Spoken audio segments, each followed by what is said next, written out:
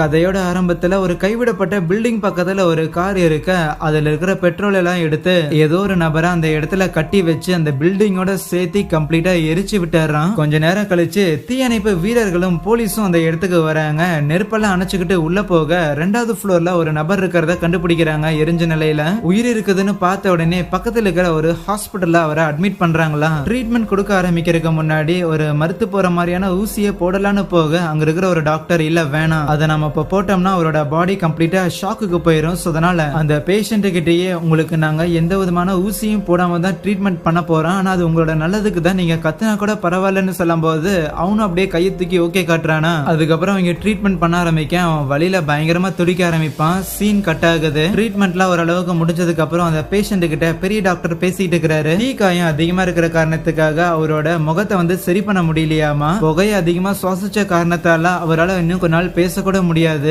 வேணும்னா உங்க குடும்பத்துக்கு நாங்க இன்ஃபார்ம் பண்றோமா, உங்களோட பேர் என்னன்னா கேட்கும் போது என்னோட பேர் பார்க்குன்னு சொல்லுவானா. அதை கேட்டு அங்க இருக்கிற ஒரு நர்ஸுக்கு லைட்டா ஷாக்கு. அப்படியே பாத்துக்கிட்டே இருக்கேன். சரி உடம்ப பாத்துக்கின்னு எல்லாரும் அங்க இருந்து போயிருவாங்களா. ஆனா அந்த ஒரு டாக்டர் மட்டும் நின்று அந்த பார்க்கையே கவனிச்சிட்டு இருக்கேன். இப்ப இந்த இன்சிடென்ட்லாம் நடக்கிறதுக்கு ஒரு 15 நாளுக்கு முன்னாடி நாம் அப்படின்னு ஒரு கேரக்டரை காட்டுறாங்க. வெட்டி பையனா இருப்பான் போல. அவன் தங்கியிருக்கிற ரூமுக்கு வாடகை கூட தர மாட்டேங்கிறான். அந்த மாதிரி ட்ரேடிங் எல்லாம் பண்ணிட்டு அதுல காசு எல்லாத்தையும் இழந்துகிட்டு இருக்கேன். அப்ப அந்த நாமுக்கு கடன் கொடுத்தவன் மெசேஜ் பண்ணும்போது அவன் கண்டுக்காம குளிக்க போயிடுறானா. அவன் திருப்பி கால் பண்றான். குளிச்சு முடிச்சுட்டு அவன் டிவி பார்த்துட்டு இருக்க, அப்பயும் கால் பண்றான். இருந்தாலும் கண்டுக்கல. எப்பா கடன் வாங்கினது ஒரு குத்தமாடா, சும்மா நிம்மதியா இருக்க மாட்டேங்கிறான் அப்படின்னு சொல்லி அவன் புலம்பிட்டு இருக்கும் போது அப்ப நாமுக்கு கடன் கொடுத்தவன் நைஸா வீட்டுக்குள்ள வரும்போது அவனை பார்த்து நாம் பயங்கரமா பயந்து போயிடுறானா. ஏன்டா போன் பண்ணா எடுக்க மாட்டேடா அப்படின்னு சொல்லி அவன் மூஞ்ச உடைச்சு அதே இடத்துல மயக்கம் போட வைக்க கொஞ்ச நேரம் கழிச்சு கண் விழிக்கிறான். அந்த நாம ஏதோ ஒரு இடத்துல கட்டி வச்சிருந்திருக்க சைட்லயே இன்னொரு ஆளோட உடம்ப அறுத்து அவனோட உறுப்புகள் எல்லாத்தையும் எடுத்துக்கிட்டு இருக்க. இத பார்த்து நாம் செமையா பயந்து போக அப்ப அந்த கடன் கொடுத்தவன உள்ள வந்துட்டு, உனக்கு நான் முத தடவை கடன் கொடுக்கும் போதே சொன்னேன்ல, நீ திருப்பி இதை செட்டில் பண்ணலன்னா உன் உடம்ப அறுத்து வித்துருவேன்னு. என்ன பார்த்தா ஜோக் பண்ற மாதிரி தெரியுதா? இல்ல இல்ல என்ன விட்டுருங்க, நான் கண்டிப்பா கடனை திருப்பி தந்துடுறேன் அப்படின்னு சொல்லி அவன் ரொம்ப புலம்பும் போது, சரிதான் உன்னை நான் என்ன பண்ணுவேன் அப்படின்னு உனக்கு தெரிஞ்சதுக்கு அப்புறம் நீ அந்த காசை எனக்கு தரலினா தான் ஆச்சரியம். அதனால உனக்கு நான் 30 நாள் டைம் தரேன், அதுக்குள்ள மொத்தத்தையும் செட்டில் பண்ணணும்னு சொல்றான். அதுக்கப்புறம் நாம கொண்டாந்து ரோட்ல தூக்கி போட்டுட்டு போக, ஐயோ இப்ப திருப்பி எப்படி அவ்வளவு காசு அடைக்க முடியும்னு சொல்லி ஒரு மாதிரி அழுதுகிட்டே ரோட்ல நடந்து வரான். அடுத்த நாள் காலையில நாம் கண் விழிக்கும் போது உடம்பெல்லாம் செமையா வலிக்குது. ரைட்டு, அப்ப நேற்று நடந்து எதுவுமே கனவுலன்னு அவனுக்கு புரிய ஏதோ ஒரு இடத்துல வேலை பார்த்துட்டு இருப்பான் போல. சோ அங்க வேலைக்கு போகும்போது அங்க இருக்கிற ஒரு நபர்கிட்ட கடன் வாங்கி இருந்திருப்பான். ஷேர் மார்க்கெட்ல போட்டு நிறைய காசு வரும் அவனுக்கு தரேன்னு. சோ அந்த நபர் என்னடா மார்க்கெட்லாம் கீழே விழுகுதுன்னு சொல்லி புலம்ப, பக்கத்து நாடுகள்லாம் சண்டை போட்டுக்கிறானுங்க அப்படிங்கிறங்காட்டி மார்க்கெட் கீழே விழுகுது, அதுக்கு நான் என்னடா பண்ண முடியும், உனக்கு காசு வேணுமா வேண்டாம் அப்படின்னு சொல்லி சின்ன ஆளுங்கள அந்த நாம் கண்ட்ரோல்ல தான் வச்சுக்கிறான். ஆனா இவன்ட்ட சண்டை போட்டு என்ன பண்றது, ஒரு பெரிய முதலையோட வாய்க்குள்ள கை விட்டுட்டுமே அப்படின்னு சொல்லி அவன் பயந்துட்டு நின்னுகிட்டு இருக்கேன். அப்ப அந்த இடத்துல மேனேஜர் யாரோ ஒரு ஆளை வேலையை விட்டு தூக்குறாங்க போல. ஏன் வேலையை விட்டு தூக்குறீங்கன்னு அந்த எம்ப்ளாயி கேட்கும் போது, நீ வேலையை விட்டு போகும்போது உனக்கு கூட ஒரு 10 5 போட்டு தரும், ரொம்பலாம் பிரச்சனை பண்ணாதுன்னு சொல்லிட்டு இருக்க. அவன் டப்புன்னு கீழே தலையை விட்டு ஒரு கத்தி எடுத்து மிரட்ட ஆரம்பிப்பானா. உடனே அந்த மேனேஜர் பயந்துருவான். இது ஒண்ணு என்னோட முடிவு இல்ல, மேல் எடுத்த ஆர்டர்னு சொல்லிட்டு இருக்கு. அவன் எதுவும் பண்ணாம விட்டுருவானா. என்ன அமைதியா இருந்த பூனை புளியாட்டா பாயுதுன்னு நாம ஒரு பக்கம் ஷாக் ஆக வெளியே வந்துட்டு சரி யார்ட்டையாவது கடன் கேட்கலாமா அப்படின்னு கான்டாக்ட செக் பண்ணிக்கிட்டு இருக்க. கான்டாக்ட்ல இருக்கிற எல்லாரும் என்னோட ஏழையா இருக்கிறானு யோசிப்பானா. அப்ப அந்த இடத்துல அந்த மேனேஜரை மிரட்டினவன் அவனோட வீட்டுக்கு போன் பேசிட்டு போயிட்டு இருப்பானா. அவன் ஒரு பாதி சைனீஸ். அவனோட கையில இருக்கிற ஒரு விதமான டாட்டூ பார்த்து நம்ம ஹீரோ என்னவா இருக்கும் அப்படின்னு சொல்லிட்டு சும்மா கூகுள்ல போட்டு பாப்பானா. ஆனா அப்ப அந்த ஒரு டாட்டூ ஏதோ கிரிமினல் கேங்க சேர்ந்தவங்க தான் போடுவாங்க அப்படிங்கறத படிச்சோன்னே இவனுக்கு பதறி போக கரெக்டா அவனோட அப்பா கால் பண்ணுவாங்களா. அட்டன் பண்ண உடனே போன் அடிச்சுக்கிட்டே இருந்தா எடுக்கவே மாட்டீங்களா, எனக்கு அவசரமா பணம் வேணும்னு கேட்கும் போது ஆப்போசிட் சைட்ல இருந்து அவங்க அப்பா பேச மாட்டாங்க. அவங்க அப்பாக்கு ஏதோ ஆயிடுச்சுன்னு சொல்லிட்டு இன்ஃபார்ம் பண்ண பெருசா கவலைலாம் இருக்காது. எப்பா எவ்வளவு தூரம் டிராவல் பண்ணி போக வேண்டியதுன்னு சொல்லி சலிச்சுக்கிட்டு தான் அந்த இடத்துக்கு போவான். ஹாஸ்பிட்டல்ல போயிட்டு அவங்க அப்பா இருக்கிற வார்டுக்குள்ளேயும் போகும்போது அவரு தூங்கிக்கிட்டு இருப்பாரா. யோ எந்திரி, அவனை பாக்குறதுக்கு நான் அவ்வளவு தூரத்துல வந்திருக்கேன், நீ என்னடா ஒய்யாரமா தூங்கிட்டு இருக்கிறாங்க போது சைட்ல இன்னொருத்தர் வந்துட்டு உங்ககிட்ட தனியா பேசி ஆகணும்னு நாம கூட்டிட்டு போக பார்த்தா அந்த ஒரு நபர் தான் நாமோட அப்பாவை இடிச்சிருப்பாரு போல. சோ இந்த விஷயத்த போலீஸ் கேஸ் எல்லாம் ஆக்க வேண்டாம், நாம நமக்குள்ளேயே பேசி முடிச்சுக்கலாம், நானும் கொஞ்சம் இக்கட்டான சூழ்நிலையில தான் இருக்கிறேன்னு சொல்லும் போது ஆஹா மாட்டினாண்டா பம்பர் கட்ட மண்டையான நாமுக்கு ஹாப்பி தான். ஓகே எங்க அப்பாவுக்கு பெருசா இந்த ஒரு அடியும் படலதான், இருந்தாலும் நீ கார் வச்சிருக்கியே அதுக்கு அந்த ஆக்சிடென்ட் பண்ணவரும் நான் ஒன்னும் பொறுப்பை ஏத்துக்க மாட்டேன்லாம் சொல்லல, இந்தாங்க அப்படின்னு சொல்லி காசு கொடுக்குறான். 5 மில்லியன் தரான். 5 மில்லியன் ஒன்னே நம்ம ஊர் கணக்கெல்லாம் போடாதீங்க, வெறும் 3 லட்சம் தான் வரும். அந்த 5 மில்லியன்லயும் வெறும் 3 மில்லியன் தான் அவங்க அப்பா கிட்ட தரானா. இந்த மாதிரி அந்த ஆக்சிடென்ட் பண்ண எனக்கு தெரிஞ்சவன் பழைய பழக்கத்துக்காக காசோட நிறுத்திக்கிட்டோம், கேஸுக்கு இடத்துக்குலாம் நாங்க போகல. சரி, எனக்கு கொஞ்சம் காசு தேவைப்படுது, குடுக்குறீங்களா அப்படின்னு சொல்லி அந்த 3 மில்லியன்லயும் எடுக்க பாப்பானா. அப்ப அந்த இடத்துக்கு ஒரு லேடி வருவாங்க. இவங்க யாருன்னு பார்த்தா நாமோட அப்பா கூட ரெகுலரா சர்ச்சுக்கு போறவங்க. இன்னைக்கு எங்க ஆளு வரலன்னு சொல்லி தான் தேடி வந்திருக்காங்களா. அவங்கள பார்த்து நம்ம நாமோ அப்பதான் புரியுது ரீசெண்டா நீங்க எனக்கு காசு தரதில்லைன்னு. நீங்க யாரு கூட வேணாலும் சுத்துங்க, ஆனா எந்த ஒரு பிரச்சனையை இழுத்து விட்டுறாதீங்கன்னு ஒரு மாதிரி பேசிட்டு போக, என் பையனை மன்னிச்சிடுங்க மேடம், நான் அவனை சரியா வளர்க்கல அப்படின்னு சொல்லி அவங்க அப்பா பயங்கர ஃபீல் பண்ணுவாரு. அதுக்கப்புறம் வெளியே வந்தேன்னா மறுபடியும் அவனை மிரட்டி இன்னொரு எக்ஸ்ட்ரா 3 மில்லியனை கொடுன்னு சொல்லி அதையும் வாங்கிக்கிறான். அதுக்கப்புறம் அவங்க அப்பா தங்கி இருக்கிற வீட்டுக்கு போயிட்டு பேஸ்ட், பிரஷ், துணி இதெல்லாம் எடுத்துக்கிட்டு இருப்பானா. கூடவே ரூம் எல்லாத்தையும் செக் பண்ணி பார்க்கும்போது ஒரு வாட்ச் ஒண்ணு கிடைக்கும், அதை எடுத்து மாட்டிக்கிறான். அது மட்டும் இல்லாம சில காசெல்லாம் சேர்த்து வச்சிருப்பாரு போல. தோடா மறைச்ச சந்திரி கிடைக்கலாவான்னு சொல்லி அதையும் எடுத்துக்க, அப்பா அவனோட கண்ணுக்கு ஒரு டேர்ம் இன்சூரன்ஸோட சர்டிபிகேட் கிடைக்குது. அதுல பார்த்தா இந்த மாதிரி ஆக்சிடென்டாலேயோ இல்ல நோய்வாய்ப்பட்டோ இறந்து போனா 500 மில்லியன் குடும்பத்துக்கு கிடைக்கும்னு போட்டிருக்க. விடுவானா வெளியில அப்படியே வந்து சிகார் பிடிச்சிட்டு வந்துகிட்டு இருக்கும் போது 500 மில்லியன் இது மட்டும் இருந்துச்சுன்னா மொத்த கடனையுமே அடைச்சிடலாம். முட்டா பையன் இடிச்சதான் இடிச்சான், ஒரே அடியா அடிச்சு தூக்கி இருந்தானே இன்னத்துக்கு 500 மில்லியன் என் பாக்கெட்டுக்கு வந்திருக்குமே அப்படின்னு அவன் யோசிச்சுட்டு வந்துட்டு இருக்க. அப்ப அங்க ஏரியால இருக்கிற சில ரவுடிங்க எல்லாம் சிகரெட் வாங்கி தரீங்களா சார்னு கேட்கும் போது அவங்க போட்டிருக்க யூனிஃபார்ம் எல்லாம் பார்த்துட்டு, தோடா நான் படிச்ச ஸ்கூல்ல தான் நீங்களும் படிக்கிறீங்களா, அப்ப இந்த லட்சணத்துல தான் இருப்பீங்க, போய் காசு கொடுத்து வாங்குங்க இல்ல திருடுறதாவது கத்துக்குங்கடா அப்படின்னு நாம் திட்டி விட்டு போக, அவனுங்க சண்டை போடுறதுக்காக வருவானுங்களா வச்சு கல்ல விட ஆரம்பிச்சிருவான். ஓடி போங்கடான்னு அங்க இருந்து நடந்து வந்துகிட்டு இருக்கும் போது அப்ப பின்னாடி வந்தா யாரோ அடிக்கிறாங்க. அந்த 3 பசங்களா தான் இருக்கும். சிகரெட் ஆடா தரமாட்டேன்னு சொல்றேன்னு சொல்லி அதை புடுங்கறது மட்டும் இல்லாம நாமோட கையில இருக்கிற அவங்க அப்பா வாட்சியுமே அவங்க எடுக்கிறதுக்காக ட்ரை பண்ணுவாங்களா. ஆனா இவன் ரொம்ப கெட்டியமா பிடிச்சிருந்திருக்க, வேற வழி இல்லாம விட்டுட்டு போயிடுறானுங்க. அடுத்த சீன்லயே நாம பெட்ல கட்டி வச்சு அவனோட உடம்ப அறுக்கிற மாதிரி அவன் கனவு கண்டு எந்திரிக்கிறான்.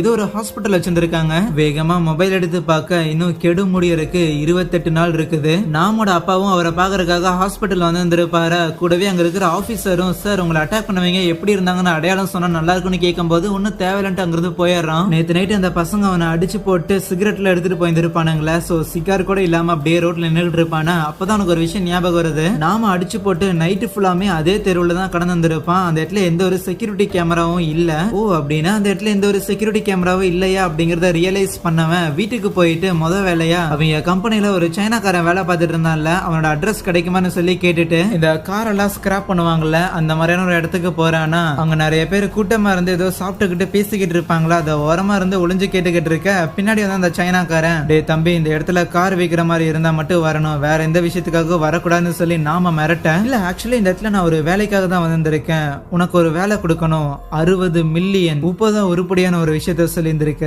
சரி என்ன வேலை உனக்காக நான் பண்ணணும், நீ ஒருத்தரை கொலை பண்ணணும். அது யாருன்னா அது என்னோட அப்பான்னு சொல்லுவான். வார வாரம் வெள்ளிக்கிழமை தவறாம எங்க அப்பா சர்ச்சுக்கு போவாரு. அப்படி போற அந்த ஒரு வழி, அந்த ஒரு சந்துல எந்த ஒரு சிசிடிவி கேமராவும் இருக்காது. அங்கதான் நீ கார் ஏத்தி அவரை கொலை பண்ணணும். இது வந்து ஒரு கொலை மாதிரி தெரியக்கூடாது, ஆக்சிடென்ட் மாதிரி இருக்கணும். மொத்தமா இன்சூரன்ஸோட அமௌண்ட் 200 மில்லியன், அதுல 30% 60 மில்லியன் நான் உனக்கு தரேன் அப்படின்னு சொல்லுவான். ஆக்சுவலி 500 மில்லியன், பட் இருந்தாலும் இவன்ட்ட கம்மியா தான் சொல்லியிருக்கான். ஆனா நீ காசு தருவ அப்படிங்கறத நான் எப்படி நம்புறதுன்னு அவன் கிராஸ் கேள்வி கேட்கும் போது ஒரு ரெக்கார்டர் எடுத்து காமிச்சிட்டு, இங்க பார் இதுல நம்ம 2 பேரும் பேசினதை ரெக்கார்ட் பண்ணியிருந்திருக்கேன். சோ இன் சம் கேசஸ் நீ மாட்டினா நானும் தான் சேர்ந்து மாட்டுவேன்னு ஒரு அஷூரன்ஸ் கொடுக்கும் போது டீல் நல்லா இருக்கு சரின்னு அந்த சைனாக்காரனுமே ஒத்துக்கிறான். அடுத்த நாள் நாம் ஹாஸ்பிட்டல் போய் அவனுக்கு அடிப்பட்ட இடத்துக்குலாம் மருந்தெல்லாம் போட்டுட்டு மெடிசன்லாம் வாங்கிட்டு வெளியே வர, அங்க அந்த சைனாக்காரருக்கு வந்திருப்பான். வெளியில வர வச்சு திட்டிக்கிட்டு இருப்பான், நீ என்ன லூஸ் ஆடா, வேலை முடிகிற வரைக்கும் மீட் பண்ணக்கூடாதுன்னு சொல்லியிருக்கேன்லன்னு திட்டும் போது, அதெல்லாம் எனக்கு ரொம்ப நல்லா தெரியும் தம்பி, இருந்தாலும் என் ஆளுங்களோட நான் விசாரிச்சேன், இன்சூரன்ஸ் அமௌண்ட் வெறும் 200 கிடையாதாமா,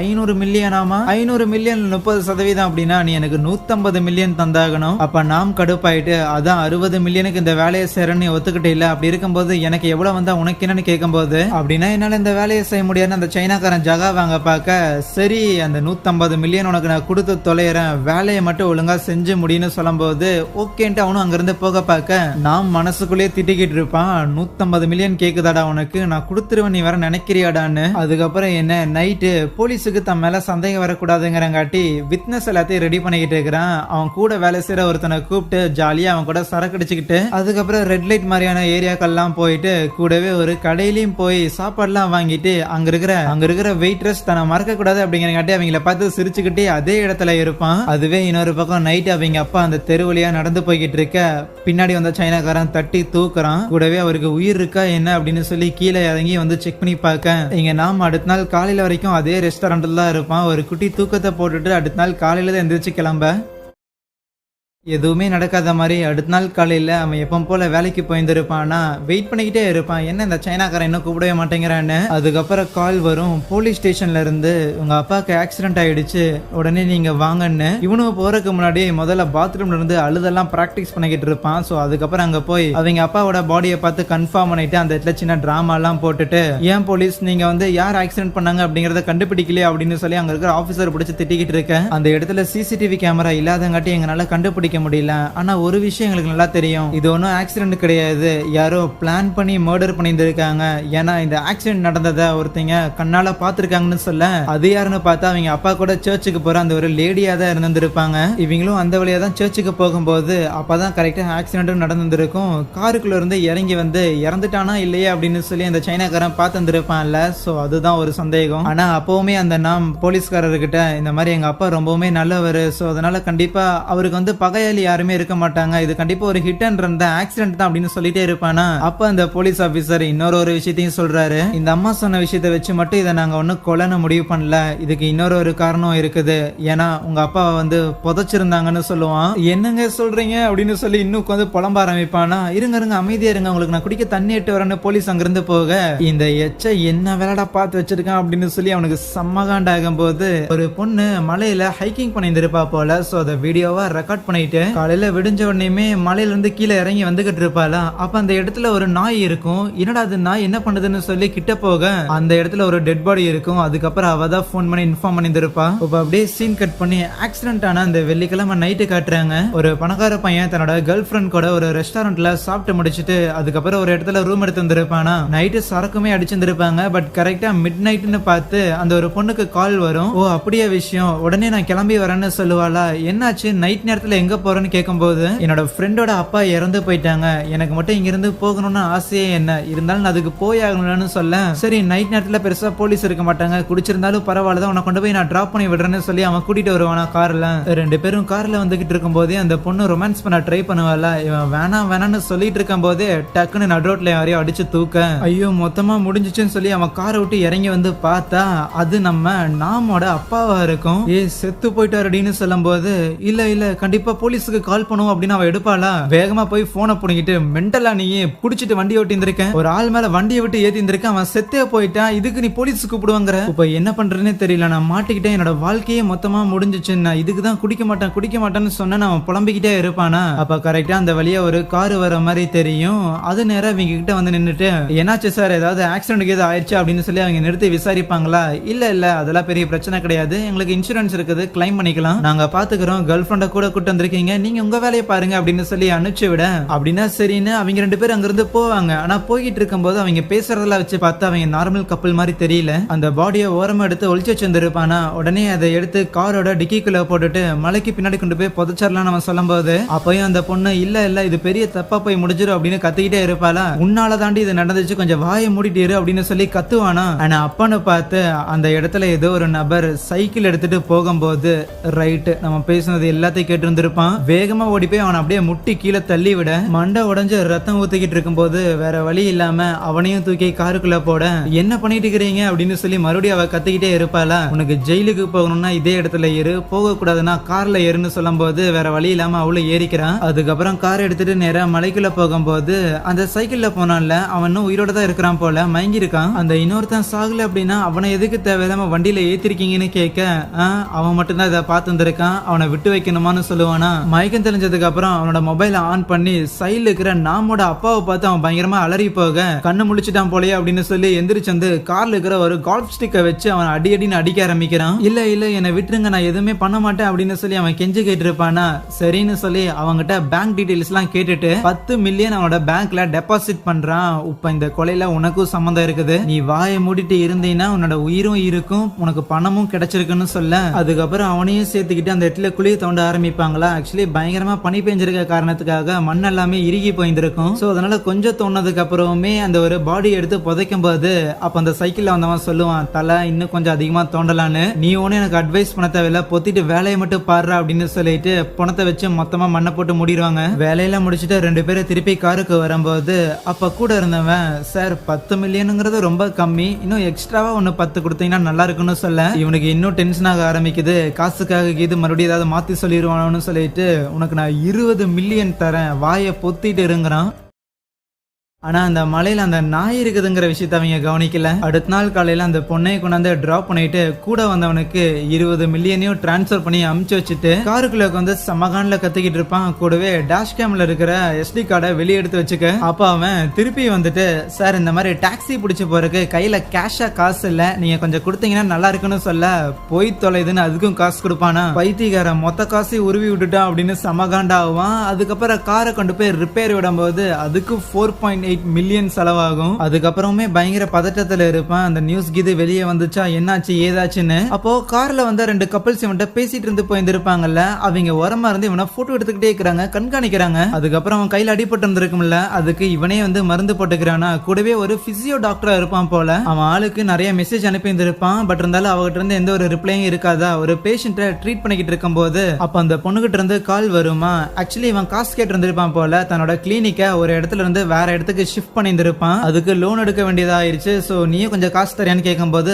அவளும் தரேன்னு சொல்றாளாம். சோ இனிமேல் நம்ம கொஞ்ச நாள் கான்டாக்ட்லயே இருக்க வேண்டாம், கொஞ்சம் பேசிக்காம இருக்கிறதா இந்த பிரச்சனை எல்லாமே சால்வ் ஆகிறதுக்கு ஒரு வழிங்கும் போது அவளும் சரிங்கிறா. போனை கட் பண்ணதுக்கு அப்புறம் எல்லா காசையும் நான் மட்டும் ஏன் கொடுக்கணும், இவ தானே நான் வேணாம்னு சொல்லும் போது குடிக்க வச்சா அப்படின்னு மனசுல நினைப்பான். அதுக்கப்புறம் அவனோட ரூமுக்கு போயிட்டு கையில அடிபட்டு இருந்திருக்கும்ல, சோ அதுக்கு திருப்பி மருந்து போட அப்ப அந்த ரூம்குள்ள யாரோ வராங்க. அவனை பார்த்து இந்த டாக்டர் ஷாக் ஆகி போக, அது யாருன்னா அந்த சைக்கிள் காரனா தான் இருக்கும். எப்படி நீ என்ன தேடி வந்தேன்னு கேட்க, உங்க கார்ல தான் நீங்க ஒரு டாக்டர் உங்க பேரெல்லாம் போட்டு இருந்துச்சு, அதை வச்சுதான் தேடி வந்தேன். அன்னைக்கு உங்க கூட சேர்ந்து குழி தோணும்ல, அதுல வந்து முதுகெல்லாம் பிடிச்சிக்கிச்சு. சோ நீங்க ஒரு டாக்டர் அப்படிங்கிறங்காட்டி எனக்கு கொஞ்சம் பிசியோதெரபி எல்லாம் பண்ணுவீங்கன்னு எதிர்பார்க்கறேன். உனக்கு என்ன இளவிடா வேணும் இப்போ? இல்ல அந்த சம்பவம் நடந்ததுல இருந்து நானும் நைட்டு ஃபுல்லா உட்காந்து யோசிச்சு பார்த்தேன். ஆக்சுவலி என்னதான் இருந்தாலும் நம்ம ஒரு மனுஷனை வந்து அந்த மாதிரி பண்ணிருக்க கூடாது. ஆனா இதை என்னால வெளியும் சொல்ல முடியாது, ஏன்னா நீங்க எனக்கு நிறைய காசு கொடுத்துருக்கீங்க, அதனால இன்னும் எக்ஸ்ட்ராவா ஒரு 30 மில்லியன் குடுறான்னு கேட்க, அப்படியே திருப்பி நம்ம நாம தான் காட்டுறாங்க. பாத்ரூம்ல உட்காந்து அழுகிற மாதிரி பிராக்டிஸ் எல்லாம் பண்ணிட்டு திருப்பி வந்து சுகமா உட்கார்ந்து இருக்கேன். சார் நாங்க கேட்கறது கொஞ்சம் கஷ்டமான விஷயம் தான், இருந்தாலும் சம்பவம் நடந்தா அன்னைக்கு நைட்டு நீங்க எங்க இருந்தீங்கன்னு சொல்லிட்டு, ஆப்வியஸ்லி அவன் ஃப்ரெண்டு கூட சரக்கு அடிச்சிருந்திருப்பான். அதுக்கப்புறம் ஒரு பாருக்கு போயிருந்திருப்பான். தென் ஒரு ரெஸ்டாரண்ட் போயிட்டு நைட்டு ஃபுல்லா அங்கதான் இருந்திருப்பான். அடுத்த நாள் நாம இன்சூரன்ஸ் கம்பெனிக்கு போயிட்டு இன்சூரன்ஸை கிளைம் பண்ணலாம் அப்படின்னு போயிருந்திருப்பான். அவனை ரொம்ப நேரம் வெயிட் பண்ண வச்சிருந்திருப்பாங்க. ஆல்மோஸ்ட் ஈவினிங்கே ஆயிரும். அதுக்கப்புறம் மேனேஜர் அவனை உள்ள கூப்பிட்டு விசாரிக்கலான்னு பார்த்தா அங்க இருக்கிற மேனேஜர் முதல்ல அவங்க அப்பாவை ஒருத்தன் ஆக்சிடென்ட் பண்ணியிருந்திருப்பான்ல, அவனாதான் இருப்பான். சோ இப்போதைக்கு இந்த கேஸ் இன்வெஸ்டிகேஷன்ல தான் இருக்குது, உங்களுக்கு காசு தர மாட்டோம் அப்படின்னு கிடையாது, இருந்தாலும் கொஞ்சம் டைம் ஆகும்னு சொல்ல நாம் பயங்கரமா காண்டாயி, என்னடா நினைச்சுக்கிட்டு இருக்கிற, அன்னைக்கு பண்ணங்காட்டி பழி வாங்குறடா அப்படின்னு சொல்லி டாய் டூன்னு கத்திக்கிட்டு இருப்பானா. சார் இங்க பாருங்க, இந்த மாதிரி நீங்க கத்திக்கிட்டு இருந்தீங்கன்னா அந்த காசு உங்களுக்கு கிடைக்காம போயிடுன்னு சொல்லும் போது, ஓ அப்படியா, இல்ல ஆக்சுவலி என்னோட அப்பா இறந்து போயிட்டாங்களா, சோ அந்த ஒரு சோகத்துல தான் நான் என்ன பண்றேன்னு எனக்கே தெரியல அப்படின்னு சொல்லி நடிச்சுக்கிட்டு இருப்பான். சோ இப்போதைக்கு காசும் கிடைக்கல அப்படிங்கறது செம்ம விரக்தி இல்ல. அந்த கம்பெனி விட்டு அவன் வெளியே வரும்போது அந்த இன்ஸ்பெக்டர் ஒருத்தர் இருந்தாருல, அவரு நாம் எங்க போறோம் எங்க வரோம் அப்படிங்கறதெல்லாம் விசாரிச்சுட்டு இருக்கிறான். அதுக்கப்புறம் அவங்க அப்பாக்கான ஃபியூனரல் நடக்கிற இடத்துக்கு வரானா. சோ இன்னும் ஒரு 16 நாள் இருக்கு டியூ டேட், இல்லைன்னா அவன் தலை போயிடும். அப்போ வந்து ஃபியூனரல் ஆக்சுவலி ஒரு கம்பெனி மாதிரி தான். இந்த இடத்துக்கு வந்தாங்கன்னா கொஞ்ச நாள் நடக்கும், இங்க வர கெஸ்ட் எல்லாத்துக்கும் வந்து அவங்க சாப்பாடு எல்லாம் தருவாங்க. சோ நீங்க காசு கொடுத்தாதான் இனிமேல் வர கெஸ்ட்டுக்குலாம் எங்களால சாப்பாடு எல்லாம் கொடுக்க முடியும்னு சொல்லும் போது, ஓ அப்படியா அப்படின்ட்டு இந்த இறந்து போனதுக்கெல்லாம் ஒரு சின்ன முய் வைக்கிறதா இல்ல என்னன்னு தெரியல, பட் அந்த மாதிரி காசு கொடுப்பாங்கல்ல, அந்த ஒரு பொட்டியை எடுத்து கொடுத்து இதுல இருக்கிற காசை வச்சுக்கணும் அமுச்சுட்டுருவானா.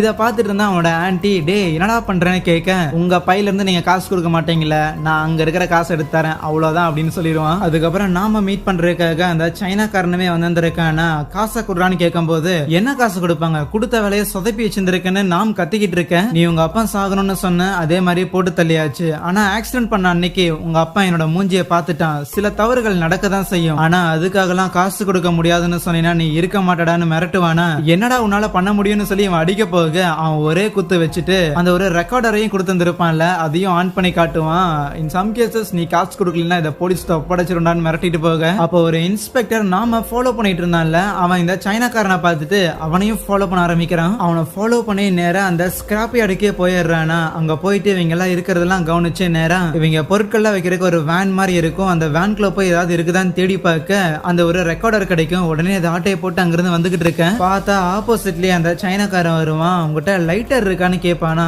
இருக்கு அப்படின்னு சொல்லி இந்த போலீஸ்காரனும் பயந்துகிட்டே கொடுக்க அவ்வளவுதான் வச்சு இழுத்து பிடிச்சிட்டு அவங்ககிட்ட இருக்கிற அந்த ஒரு ரெக்கார்டரை எடுக்கிறத மட்டும் இல்லாம கீழே தள்ளி விட்டு அங்க இருக்கிற ஒரு வலைய அவனோட கழுத்து ஃபுல்லா சுத்தி அதே இடத்துல அவனை பினிஷ் பண்றான். உடனே அவனோட பர்ஸை செக் பண்ணி பார்க்கும்போது அவன் போலீஸ்னு தெரிஞ்சதுக்கு அப்புறம் யாராவது பார்த்துட்டாங்களா இல்லையான்னு சுத்தி முத்தி பார்க்க அந்த இடத்துல கேமரா இருக்கும். இங்க நாம் வீட்டுக்கு வரும்போது அப்ப அவனுக்கு ஒரு மெசேஜ் வரும். பார்த்தா அந்த போலீஸ்காரனை கொலை பண்ணி அந்த சைனாக்காரன் தான் போட்டோ அனுப்பி இருந்திருப்பான். கூடவே கால் பண்ணிட்டு நீ பேசின ரெக்கார்டரை இவன் ஆட்டையை போட ட்ரை பண்ணா அதனாலதான் இவனை முடிச்சு விட்டுட்டேன். அவன் போலீஸ்காரன் அப்படிங்கிற பத்தின கவலையில எனக்கு கிடையாது. எனக்கு ஒன்னும் கொலை பண்ண தெரியாம ஒன்னு நான் விட்டு வைக்கல. நாளைக்கே நான் சைனா கிளம்புறேன். எனக்கு தேவையான காசை ரெடி பண்றேன்னு சொல்லி போனை கட் பண்ணுவான். இதை கேட்டு நான் முதல்ல பயங்கரமா புலம்புவான். இருந்தாலும் கொஞ்சம் காம் ஆயிட்டு ஒரு கவர்ல சுத்தியில் ஒண்ணு வாங்கிட்டு வந்துருப்பான். உன் விதியை நீயே தேடிக்கிறடா சப்ப மூக்கா சைனாக்காரன்னு. இன்னொரு பக்கம் அந்த சைக்கிள் காரன் ஒரு 30 மில்லியன் எக்ஸ்ட்ராவா கொடுத்தீங்கன்னா நான் இதோட செட்டில் ஆயிருவேன்னு சொல்லும் போது இந்த டாக்டருக்கும் என்ன சொல்றதுனே தெரியல.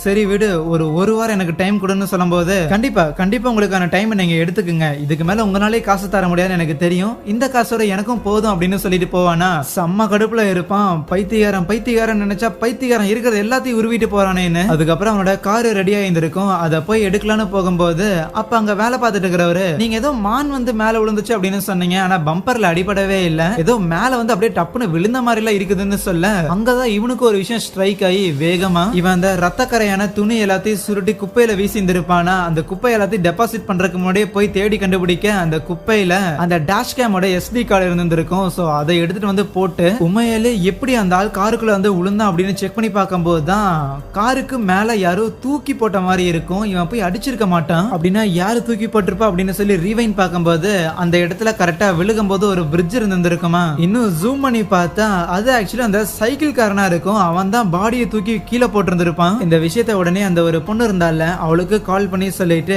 அவன் தான் உண்மையாலே கொலைகாரன். நம்ம 2 பேரும் இப்ப போய் போலீஸ்ல சரண்டர் ஆனான்னு வையன். ஏன் அந்த பாடியை புதைச்சோம் அப்படின்னு கேட்டா கூட அவன் தான் மிரட்டி காசெல்லாம் கொடுக்க வச்சான். கூடவே என்னையும் புதைக்க வச்சான் அப்படின்னு சொல்லி நம்ம சரண்டர் ஆயிரலாம். நம்ம கிட்ட எல்லா எவிடன்ஸுமே இருக்குது. போலீஸுமே வந்து ஒரு டாக்டர் ஆனா என்னத்தான் நம்புவாங்கன்னு சொல்ல 2 பேரும் அன்னைக்கு நைட்டே மீட் பண்றாங்க. அந்த பொண்ணோட கார்ல ஏறிட்டு 2 பேரும் அந்த எவிடன்ஸை டிஸ்கஸ் பண்ணிட்டு இருக்கும் போது அப்ப அந்த பொண்ணு மேபி நம்ம கார் இந்த வழியா வரும், நம்ம கார் மேல இந்த பணத்தை போடலாம் அப்படின்னு சொல்லி அவன் வெயிட் பண்ணிட்டு இருந்தானோன்னு சொல்ல நீ என்ன லூஸ் மாதிரி பேசிட்டு இருக்கிற, நம்ம அந்த வழியா போவோம் அப்படின்னு சொல்லி யாருக்குமே தெரியாது. அவன் யார் மேலேயாவது போடலாம் அப்படின்னு நினைச்சிருப்பான். அப்படியே யாருக்காவது தெரியும்னாலும் உனக்கும் எனக்கும் மட்டும் தானே தெரியும் அப்படின்னு அவன் சொல்லிக்கிட்டு இருக்கேன். அப்ப அவ பார்த்தா ஒரு மாதிரி டே நாலு கண்ணா ஒரு பொம்பளை புள்ள கிட்ட வந்து காசு வாங்குற உனக்கு அசிங்கமா இல்ல? இங்க பாரு எனக்கு எத்தனை ஆம்பளைங்க மெசேஜ் பண்றாங்கன்னு இவங்களெல்லாம் விட்டுட்டு உன் கூட இருக்கிறன்னா அது என்ன உனக்கு நான் மயங்கி இருக்கிறேன்னு நினைச்சிட்டு இருக்கிறியாடாங்கும் போது ஏண்டி உன்னோட பிளாஸ்டிக் சர்ஜரி பண்ண மூஞ்சியை வச்சுக்கிட்டு நீ இவ்வளவு வேற பேசி அப்படின்னு சொல்லி இவன் அட்டாக் பண்ணிக்கிட்டு இருக்கேன். அப்ப அந்த சைக்கிள் காரன் இருக்கிறான்ல அவன் காருக்குள்ள ஏறி ஒரு கர்ச்சீஃப்ல மருந்தெல்லாம் போட்டு அந்த டாக்டரை மயக்கமாக்குறான். சோ இந்த பொண்ணும் அந்த சைக்கிள் காரனும் வந்து கூட்டாளிங்க தான்.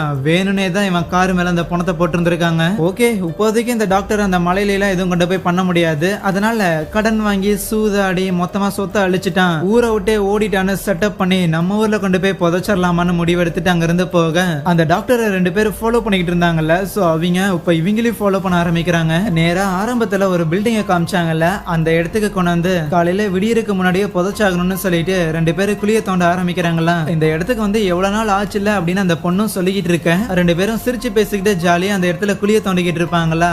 கொஞ்ச நேரத்திலேயே அந்த டாக்டருமே கண் விழிச்சிருவான், மயக்க தெளிஞ்சிரும். கொஞ்சம் கூட சத்தம் போடாம அப்படியே மெதுவா டிரைவர் சீட்ல ஏறி உட்கார அந்த பொண்ணு பயங்கரமா சிரிச்சுக்கிட்டு அவங்க கூட ஜாலியா பேசிக்கிட்டு இருக்குமா. இதை பார்க்கும்போது அந்த டாக்டருக்கு செம கடுப்பாகும். ஏற்கனவே கார் ஆன்ல தான் இருக்குமா. கியரை டாப்ல போட்டு வேகமா கொண்டு வந்து அவ மேல சொருக அவ்வளவுதான். அதே இடத்துல அவ காலி. இறங்கி வந்து கத்திக்கிட்டு இருப்பான். யார பார்த்துட்டு லூசுங்கிற, நீ தாண்டி லூசு, செத்துட்டில அப்படிங்கும் போது அந்த சைக்கிள் காரன் இவன் அடிக்கிறதுக்காக வருவானா. ஏ இரு அடிக்காத, உனக்கு நான் இன்னும் காசு தரேன், லோன் எடுத்து தரேன்னு சொல்ல லோன் எடுத்து தரேன்னு சொல்லி அடிக்கிறதுக்காக தான் போவான். நீ ஏற்கனவே நான் காசு தரேன்னு சொல்லி போலீஸ்ல மாட்டி விட பார்த்தால் தானே இனிமேல் இதை இழுத்துட்டு இருக்க எனக்கு விருப்பம் இல்லைன்னு சொல்லி அவனை போட்டு அதே இடத்துல கொலை பண்ண.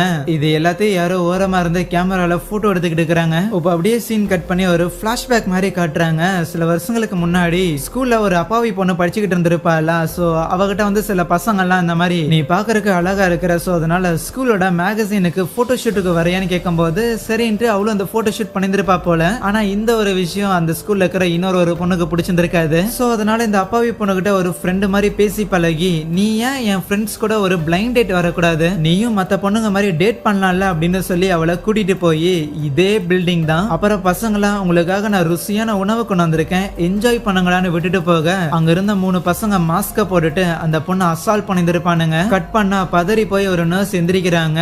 இவங்களுக்கு தான் அந்த விஷயம் எல்லாமே நடந்திருக்கும். அடுத்த நாள் காலையில அந்த லேடி டாக்டர் ஜாகிங் எல்லாம் போயிட்டு இருக்கும் போது அப்ப அவங்களுக்கு ஒரு கால் வரும். ஒரு பேஷண்ட் அட்டன் பண்றதுக்காக போயிருப்பாங்களா. அந்த பேஷண்ட் என்னன்னா டீ கப்பெல்லாம் எடுத்து விசிறி விட்டுட்டு எனக்கு ரொம்ப வலிக்குது, சீக்கிரம் எனக்கு ஏதாவது வலி தெரியாத மாதிரி ஊசி எல்லாம் போடுங்கன்னு சொல்லும் போது இல்ல டெய்லி டோசேஜ் எல்லாம் முடிஞ்சிருச்சு அதனால போட முடியாதுன்னு சொல்லிட்டு இருப்பாங்களா.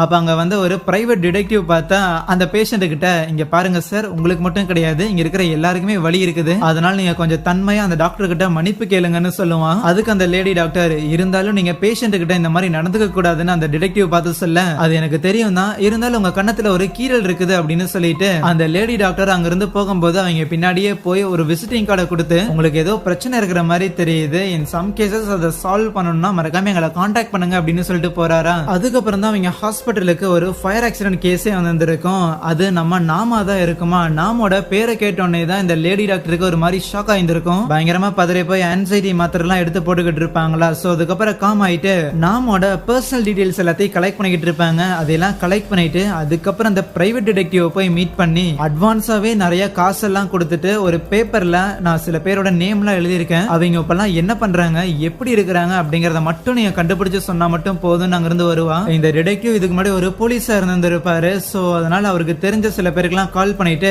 அன்னைக்கு நைட்டு அவர் கூட வேலை பார்த்த ஒரு ஜூனியரை மீட் பண்ணி அந்த நபர்களோட டீடைல்ஸ் எல்லாம் கலெக்ட் பண்ண சும்மா பழைய விஷயங்கள்லாம் பேசிக்கிட்டு இருப்பாங்க. ஆக்சுவலி இந்த டிடெக்டிவ் வந்து லஞ்சம் வாங்கிட்டாரு அப்படின்னு சொல்லி வேலையை விட்டு தூக்கி இருந்திருக்காங்க. பட் இவர் லஞ்சம் வாங்கல அப்படின்னு எல்லாருக்குமே தெரியுமாமா. சரி விடுங்க இதெல்லாம் பழைய கதை, இருந்தாலும் எதுக்கு அந்த ரேபிஸ்ட பத்தி நீங்க தேடுறீங்க அப்படின்னு ஒரு கேள்வி கேட்டுட்டு போவானா. எனது ரேபிஸ்டா அப்படின்னு அந்த டிடெக்டிவ் யோசிப்பான். அதுக்கப்புறம் ஆபீஸ் வந்து அந்த ஃபைலை பிரிச்சு பார்க்கும்போது 2005 ஒரு ஸ்கூல் பொண்ணு ரேப் பண்ணிருப்பாங்க.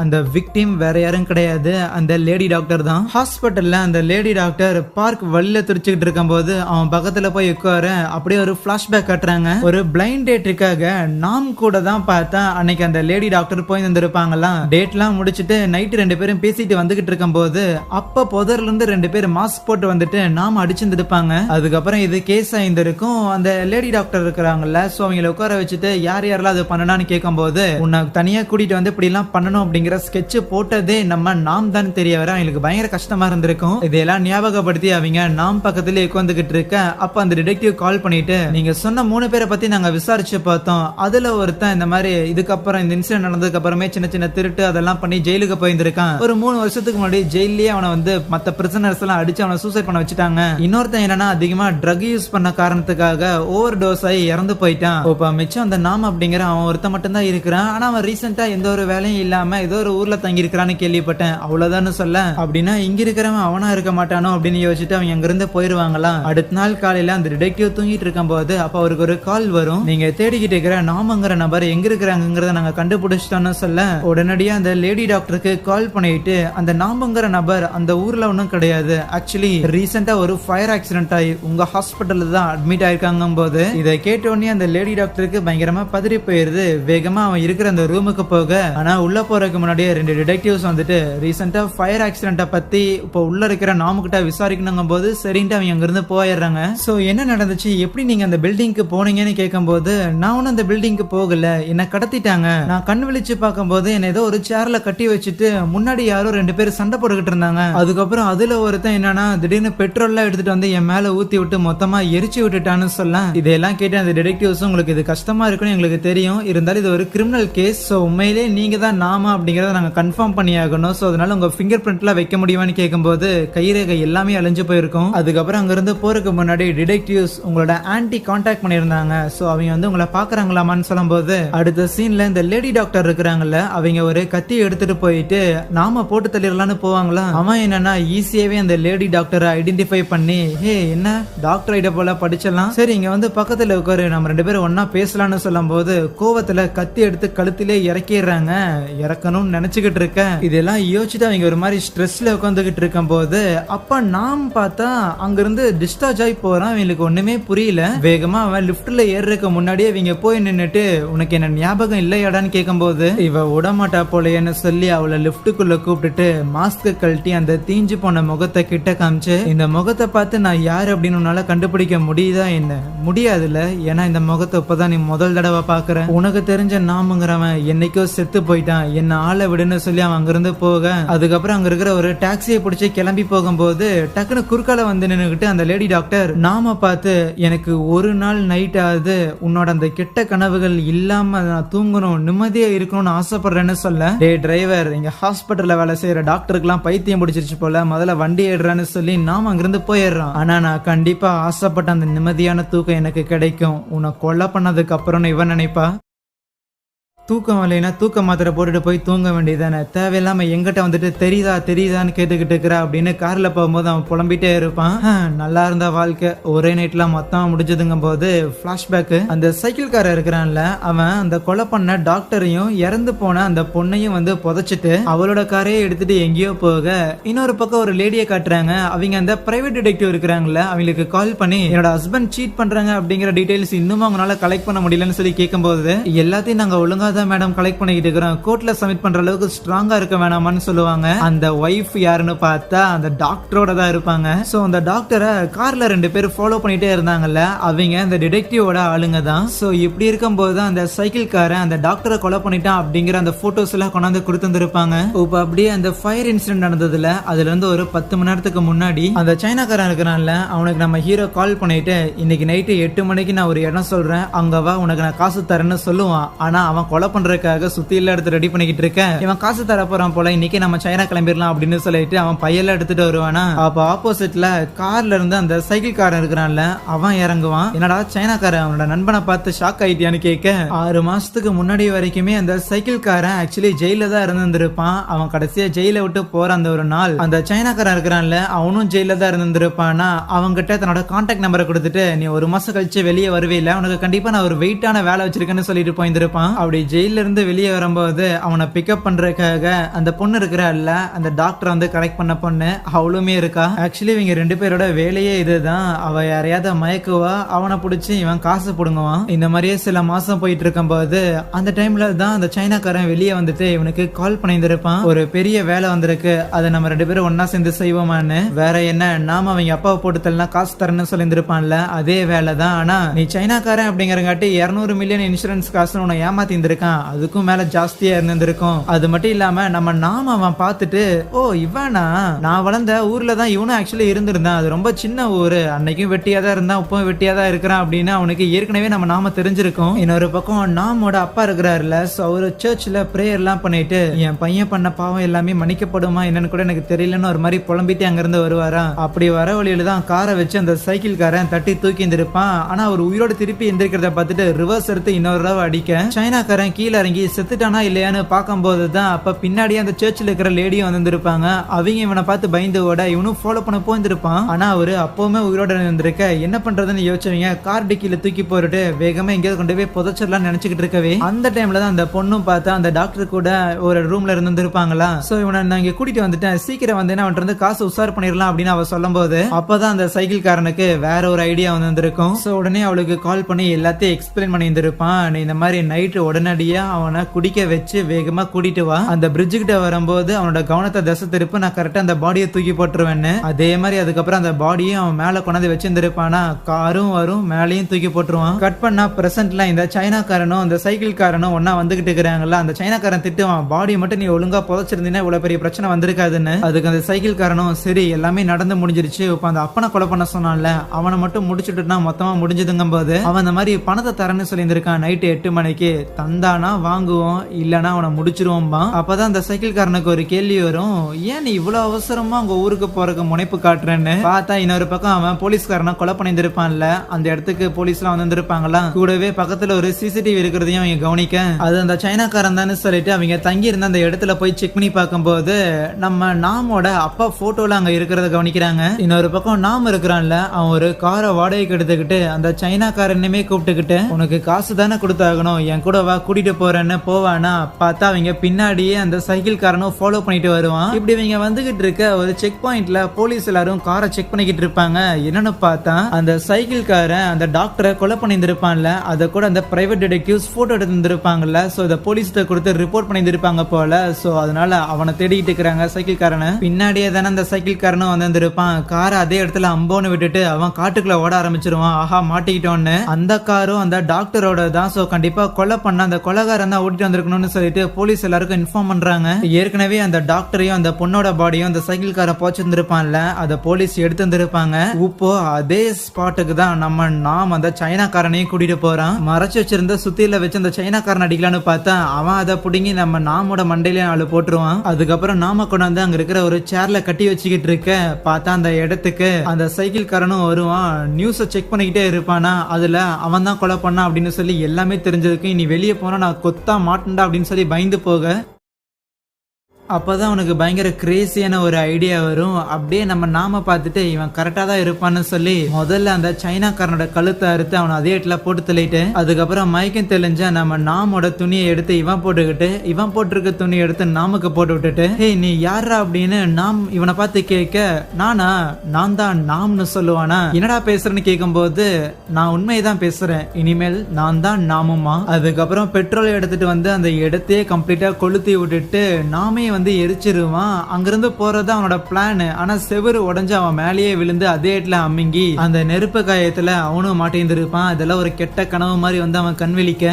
நேரா நாம் தங்கியிருந்தான்ல அந்த ஒரு அபார்ட்மெண்ட்டுக்கு தான் போவான். ஓகே இனிமேல் இந்த வாழ்க்கை தான் வாழ போறேன்னு. சோ இதனாலதான் இந்த லேடி டாக்டர் இவன் கிட்ட என்ன ஞாபகம் இருக்கான்னு கேட்கும் போது பேந்தன்னு முழிச்சிருந்திருப்பான். ஏன்னா இவன் அந்த சைக்கிள் காரன். அப்படியே சீன் கட் பண்ணி அவன் கொஞ்ச நேரத்துக்கு முன்னாடி ஹாஸ்பிட்டல்ல இருந்து வந்திருப்பான்ல, அந்த டைம்ல அந்த லேடி டாக்டர் பின்னாடியே ஃபாலோ பண்ணிட்டு போகும்போது அதை இன்னொரு டாக்டர் பார்த்துருப்பாரு. இவர் அந்த லேடி டாக்டரோட ஃபியான்சி கல்யாணம் பண்ணிக்க போறவரு. அவனை வழி மறைச்சிட்டு கண்டிப்பா உன ஏதாவது பண்ண வேண்டாம் அப்படின்னு சொல்லியிருப்பார்ல. இதெல்லாம் கவனிச்சு அந்த ஃபியான்சியும் அந்த டாக்டரை கூப்பிட்டு வச்சு என்னதான்னு விசாரிக்க, என்னாச்சு ஏதாவது பிரச்சனையா, அந்த நாமக்கு இது உனக்கு முன்னாடியே தெரியுமான்னு கேட்கும் போது அதுக்கு இவங்களும் இல்ல அப்படிலாம் எதுவும் கிடையாது, சும்மா நான் பாக்குறதுக்கு சோகமா இருந்தேன்னு சொல்லி என்கிட்ட பேசினா, வேற எதுவும் இல்ல, உனக்கு டியூட்டிக்கு டைம் ஆச்சுல நீ கிளம்பு அப்படின்னு சொல்லி அமுச்சு விடுறாங்க. இவனும் அங்க இருந்து போறான். பட் திரும்பி பார்த்தா அவங்க பயங்கர சோகமா இருக்க. இன்னொரு பக்கம் இந்த சைக்கிள் காரன் நம்ம நாமோட வீட்டுக்கு வருவானா, வந்துட்டு பரவாயில்ல இடம் நல்லா இருக்கேன்னு சொல்லிட்டு அந்த இடத்துல ஒரு குட்டி தூக்கத்தை போட ஆரம்பிக்க. இன்னொரு பக்கம் அந்த டாக்டர் லாக்கர்ல இருக்கிற ஏதோ ஒரு மெடிசனை எடுத்துட்டு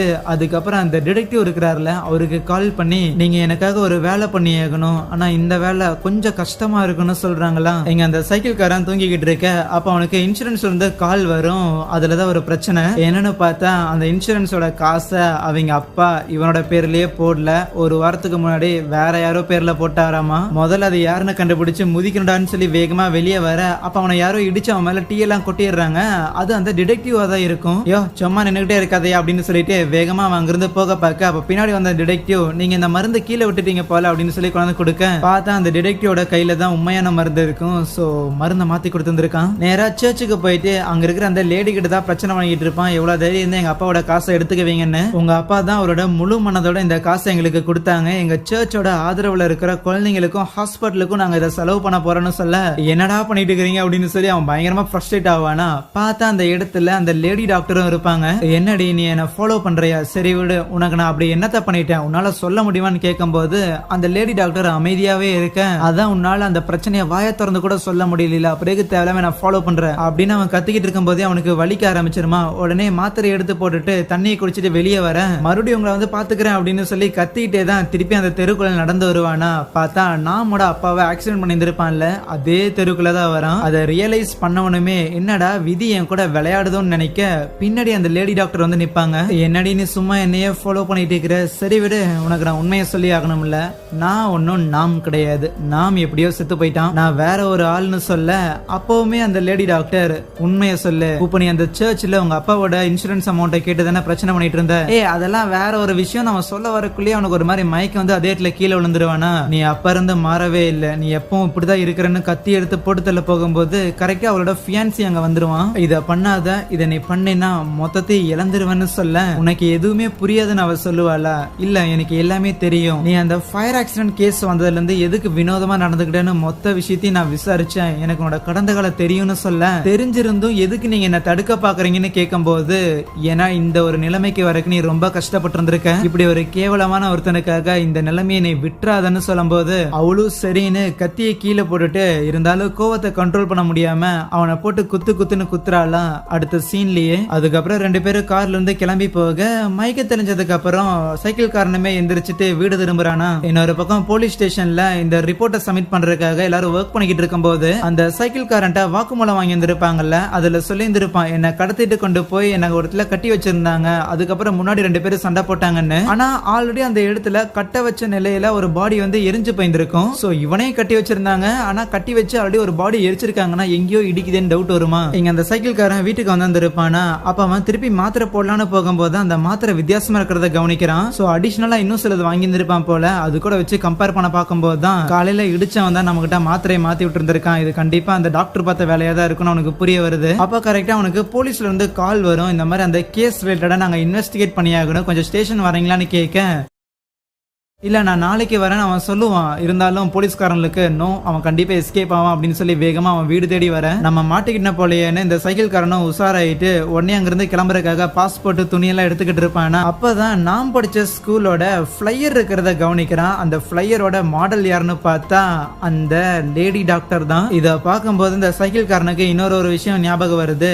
என்னன்னா 20 வருஷத்துக்கு முன்னாடி ஒரு பாருக்கு போயிருந்திருப்பானா, அங்கதான் அந்த டாக்டரை கரெக்ட் பண்ண அந்த பொண்ணு இருக்கிறாள். சோ அவ ஸ்கூல் பொண்ணா இருந்திருப்பா, அவளை விட ஒரு 3 வயசு பெரிய பையன் வச்சுக்கோங்களேன். என்ன ஸ்கூல் மகாராணி இவ்வளவு அப்செட்டா இருக்கிறீங்கன்னு கேட்கும் போது அப்ப இந்த ஃபிளையரை எடுத்து காமிச்சிருந்திருப்பா. சோ இந்த ஒரு பொண்ணு தான் என்ன மூட் ஆஃப் பண்ணிட்டான்னு, பொண்ணு நல்லா இருக்கிறா, நான் ஸ்கூல்ல இருந்தேன்னா கண்டிப்பா இவளை பதம் பார்த்துருப்பேன், வேணும்னா இவளை கொண்டு போய் இனி வேற சில பசங்களுக்கு இறையாக்கிருன்னு இவன் தான் ஐடியாவே கொடுத்துருப்பான். சோ இப்பதான் அந்த சைக்கிள் காரனுக்கு ஞாபகமே வருது, அன்னைக்கு இவன் ஐடியா கொடுத்தங்காட்டி தான் அந்த பொண்ணு நாமையும் மிச்ச 2 பசங்களையும் வச்சு அந்த லேடி டாக்டரை சின்ன வயசுல அசால்ட் பண்ணிருப்பாங்க. இதெல்லாம் புரிஞ்சு அவன் பயங்கரமா சிரிச்சுக்கிட்டு இருக்கேன். கொஞ்ச நேரம் கழிச்சு அந்த டிடெக்டிவ்ஸ்மே வந்துருவாங்க. பார்த்தா ஆல்ரெடி சைக்கிள் காரன் அங்கிருந்து எஸ்கேப் ஆயிட்டான். இருந்தாலும் அங்க இருக்கிற மெடிகேஷன் அண்ட் திங்ஸை வச்சு உண்மையிலே இவன் நாம் தானா அப்படின்னு டிஎன்ஏ டெஸ்ட் பண்ணலாம்னு முடிவு எடுக்கிறாங்க. வெளியில பஸ்ஸுக்காக அந்த சைக்கிள் காரன் வந்து உட்காந்துக்கிட்டு இருப்பானா, அப்ப அவனுக்கு ஒரு மெசேஜ் வரும், உனக்கான கெடு நாள் முடிஞ்சிருச்சுன்னு. என்ன மெசேஜ்டா இதுன்னு அவன் புரியாம உட்காந்துக்கிட்டு இருக்க, அங்க டக்குன்னு ஒரு கார் வந்து அவனை தூக்கி உள்ள போட்டு போறாங்க.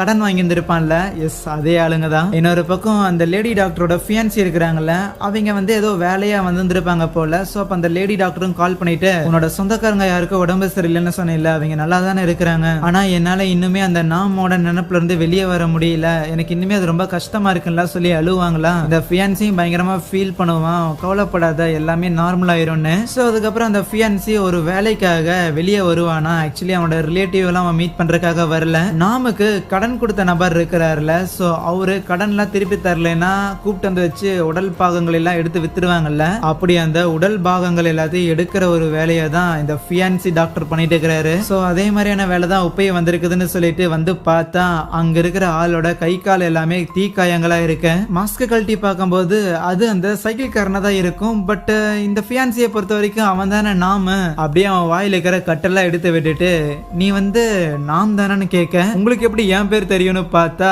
அவனும் மாஸ்க கழட்டுறான். டாக்டர் அப்படின்னு சொல்லி இவனும் ஷாக் ஆக, இல்ல நான் ஒன்னும் நாம் கிடையாது, என்னோட பேர் வந்து வேற, நான் வந்து கிம் அப்படின்னு அவன் சொல்ல ட்ரை பண்ணுவான். நீ என்ன வேணா போய் சொல்லுவேன்னு சொல்லி திருப்பி அவன் வாயை பொத்திட்டு, நான் எப்பவுமே யூஸ்வலா எல்லாருக்கும் அனஸ்தீசியா கொடுத்துதான் பழக்கம், மயக்க மருந்து கொடுத்துதான் ஆப்ரேட் பண்ணுவேன், ஆனா உனக்கு அது கிடையாதுன்னு சொல்லிட்டு அப்படியே உயிரோட அருக ஆரம்பிக்கிறான். அடுத்த சீன்ல எந்த ஒரு கெட்ட கனவும் இல்லாம நிம்மதியா அந்த லேடி டாக்டர் தூங்கி எந்திரிக்க பக்கத்திலேயே அவங்களோட ஃபியான்சியை வந்திருப்பாங்க. என்ன உனக்கு இன்னைக்கு எந்த ஒரு கெட்ட கனவும் வல்ல போலையே அப்படின்னு சொல்லி அவரும் ஹாப்பியாக, இவளுக்குமே எல்லாம் நல்லதா இருக்கு, நான் அம்மாவை போய் மீட் பண்ணணும்னு நினைக்கிறேன்னு சொல்லுவாளா. அதுக்கப்புறம் கோட்டெல்லாம் மாட்டிட்டு வெளியே வர அந்த இடத்துல அந்த பிரைவேட் டிடெக்டிவ் இருப்பாரா, என்னன்னு விசாரிக்கும் போது ஆக்சுவலி நீங்க கொடுத்த கேஸோட ஒரு அப்டேட் இருக்குதுன்னு சொல்லுவாங்க. ஆனா இந்த லேடி டாக்டர் அந்த அப்டேட் அது எனக்கு வேணாம், இத பத்தி இனிமேல் பேச வேணாம்னு சொல்லிடுவாங்களா. அப்படி சொல்லிட்டு அவங்க அங்கிருந்து போகும்போது கிளைண்டோட ஹாப்பினஸ் தான் எங்களுக்கும் வேணும்னு சொல்லிட்டு அந்த ஃபைல் இருக்கிற பேப்பரை வெளியே எடுப்பான். அதாவது இங்க ட்ரீட்மெண்ட் எடுக்க வந்தவன் நாம் கிடையாது, அவன் அந்த சைக்கிள் காரன் அப்படிங்கிற விஷயம் தான். ஓகே அவங்களுக்கே வேணானா ஒன்னும் இல்லைன்னு சொல்லி அதை கிழிச்சு போட, இன்னொரு பக்கம் அந்த அந்த ஃபியான்சி இனிமேல் இந்த ஆர்கன் திருடுற வேலைக்கெல்லாம் வரல அப்படின்னு சொல்லியிருந்திருப்பானா. சரி போறதுக்கு முன்னாடி ஒரு கிஃப்ட் அப்படின்னு நாமுக்கு கடன் கொடுத்தவரை வந்து ஒரு கிஃப்ட் கொடுத்துருப்பாரு. அந்த கிஃப்ட் ஒரு வாட்ச். அந்த வாட்ச் நம்ம நாமோட அப்பாவோட ரோலெக்ஸ் வாட்சா இருக்கும். வேலையெல்லாம் முடிச்சு நம்ம லேடி டாக்டரும் அப்படியே வெளியே வந்துட்டு நிம்மதியா தனியா சந்தோஷமா அங்கிருந்து நடந்து போக ஆரம்பிக்க அங்கே இந்த ஒரு சீரீஸையும் முடிக்கிறாங்க.